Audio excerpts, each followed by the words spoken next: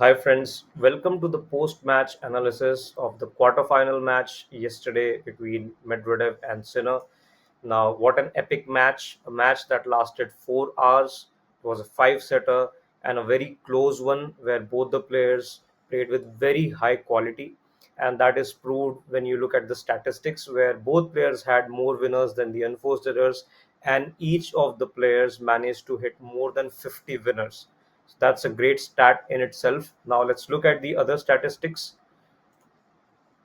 So as you can see, uh, there is very little to choose between the two. And if you see the numbers, you will see actually Sinner had better numbers in almost all the categories. So in terms of the aces, Sinner had 17, Medvedev had 15. First serve percentage is the only stat in which Medvedev excels with a 68% of first serves in, and this is a huge factor that contributed to the victory for Medvedev. I had told in my preview that Medvedev needs to have a good, healthy percentage of first serves in because that is his strength. And any percentage above 65 is really good in terms of quality in such a match where there is huge pressure, right? If you see the first serve points one, again, Sinner excels in that category with 80%. Second serve points one, also he excels in that category. Break points, net points, winners and unforced errors as well. 61 winners for Sinner and 56 for Medvedev. And Sinner also made less number of unforced errors. And even the total points won, it's 164 for Sinner, which is more than Medvedev. But it doesn't matter how many points you win, it matters when you win those points. So that is where Medvedev excelled on the important points, whether it was a break point or a tiebreaker or a crucial point. He was able to produce his best, and that just shows the determination. That is why I feel that Medvedev is a very unpredictable player. You don't know which version of Medvedev you will be seeing on that particular day. He's really determined, and he is one of those players who can adjust according to the opponent. He can change his tactic completely. We had seen that in the Australian Open this year, where he completely outplayed Sinner for the first couple of sets in the final, and then slowly he came back to his original self, playing from the baseline, not going for winners, and it helped Sinner to win that match. But here, I think from start to finish, he had that specific strategy of serving big and going big on forehand as well as his backhand. Now, the most important shot, which I'll cover later on, was the Medvedev's forehand. But overall statistics are very close, and only few points separated the two players. If I look at the key factors, Medvedev's first serve was really solid and it helped him in tough moments, whether it was serving for the set or serving for the match. His first serve came back for him at the most crucial moments. And as I mentioned, the key shot was Medvedev's running forehand, where he had to defend. So we all know how Sinner's forehand is, right? He creates a lot of angle, there is pace, there is spin, everything works for Sinner. And to counter that, Medvedev had to keep running on the right side, and then he had to hit a forehand from that side, right? And he was able to manage that 9 out of 10 times. So that was the key shot. He was also able to be aggressive on that shot. Now it's one thing to defend it, but he was hitting it with interest. So that did not give any chance to Sinner to adjust because he was taking ball on the rise. He was not giving any chance to Sinner to recover in those rallies. And we all know Medvedev's backhand is a thing of beauty, whether it's backhand down the line or backhand cross court.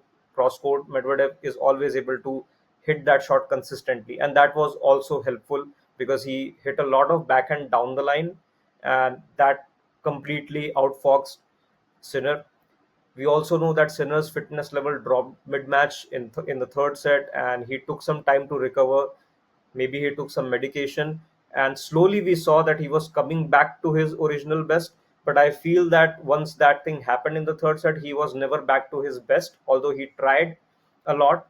And the credit goes to Medvedev because the whole situation which happened for Sinner, it started around second or third set, but the first set was the most high quality set, and both the players did not have any issues then. So it was a credit to Medvedev who forced Sinner in long rallies, 20 shot rally, 30 shot rally, and did not give any space to Sinner to recover. Maybe that contributed to the health issues that Sinner was having.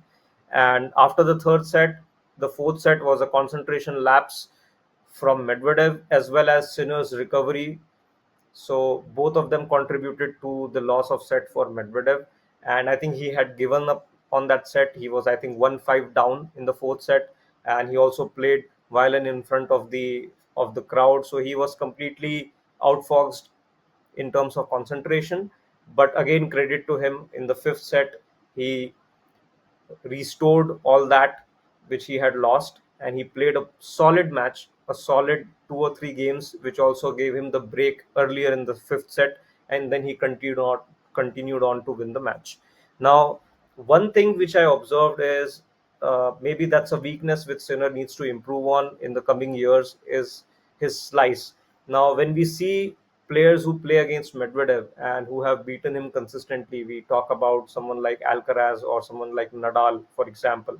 Now, a couple of years back, where Nadal beat Medvedev in a five-setter at the Australian Open, Nadal was down 2 sets to love, and then he suddenly tried that strategy of using a short slice, because Medvedev is tall and he does not get correctly set up for handling the short balls or the low slices. And that is where I think the other players like Alcaraz, Federer, or the likes of Nadal are able to exploit that weakness. What it does is it breaks the rhythm of Medvedev, and then he doesn't know sometimes what to do, how to attack, because it's a short slice, it's a low slice. What does he need to do, right? He doesn't know that. So that is where players can exploit that weakness. But I didn't see Sinner use too much of that. He used it in the third and the fourth set because obviously he was having health issues, so he did not want to strengthen or take the points to 20 or 30 shots. He wanted to finish the points early. So he either went for a winner or he tried to use the slice or the drop shot. But consistently, if you use that shot in a rally, then it will definitely help. The other thing is, although Sinner does possess the slice, but it's not that slice that goes through the court. It sits up. It's a slow slice, and then it gives opponent a chance to set up, run around their backhand, and then hit the forehand. So that is one place where I think Sinner needs to improve. He has got all the shots in the book, even the slice is there, but it needs to improve if he needs to beat players who are good from the baseline, such as Djokovic or the likes of Alcaraz.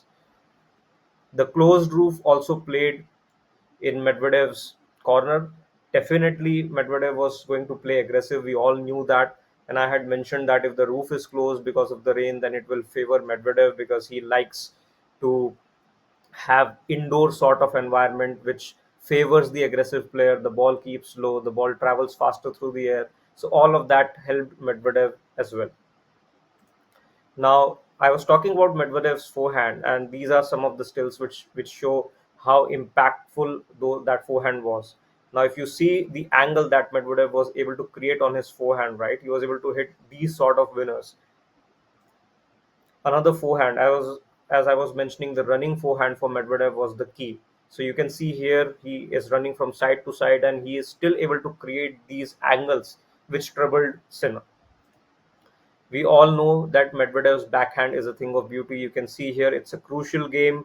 Fifth set, Sinner is 1-2 down, it's love 15, and then Medvedev hits this backhand down the line, which creates an opening, and he wins this point. So these are some of the important points. This is just an example.